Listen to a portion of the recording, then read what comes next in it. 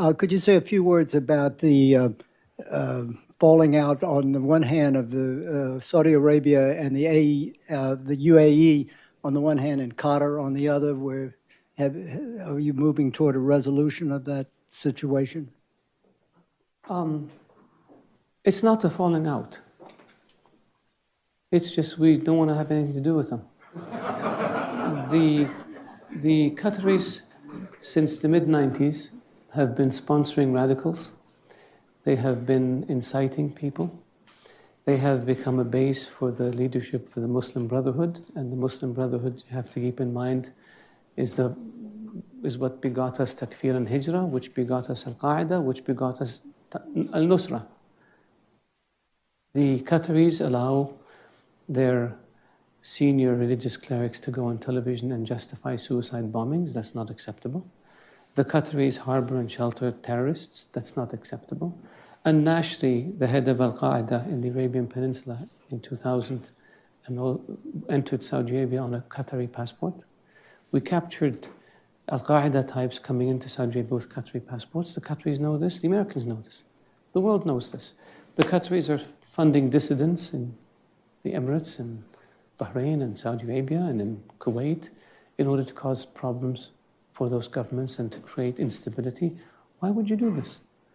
The Qataris pay ransom to terrorist groups, including $500 million to Hezbollah in Iraq, $50 million to Qasem Soleimani, according to text messages between the Qatari ambassador in Iraq and the foreign minister of Iraq, including, I don't know how much to Hezbollah in Lebanon. Is that acceptable? If we gave $1 to Hezbollah in Iraq, we'd be sued in a court down the street. And so the Qataris use their media platforms to spread hate. The Qataris send weapons to Al-Qaeda affiliated militias in Libya. The Qatari Emir was conniving with Gaddafi on how to overthrow Saudi Arabia. The Qataris connected Gaddafi with a Saudi dissident in London who they fund, who connected the Libyans with a group in Mecca with the objective of assassinating the then Crown Prince, later King of Saudi Arabia. Is this acceptable? We have phone conversation that the Libyans gave us after they overthrew Gaddafi, where the then Emir of Qatar is telling Gaddafi how he's recruiting princes and tribal leaders and military officers and members of the royal family to cause mischief and destabilize Saudi Arabia, and predicted that within 10 years there would be no royal family in Saudi Arabia. Is this acceptable? They do the same thing in Bahrain and in Kuwait and in the Emirates. So in 2012, we cut off relations with them, the same countries. And a year later, they came back and agreed that they will end all of this nonsense. And they signed an agreement. And nothing happened. So this time, we said, you know what? We're not going to deal with you. Unless you change, this, we will not allow you. There's a list of terror finances that the US puts out, the UN puts out, and a number of them are living openly in Qatar, raising money and giving it to bad people. Is this acceptable? Shouldn't be. Why do the Qataris get away with it?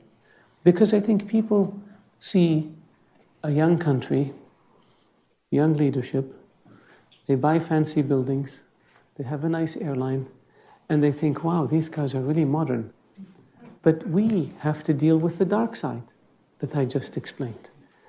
And so that's why we said, unless you change, we're not going to deal with you.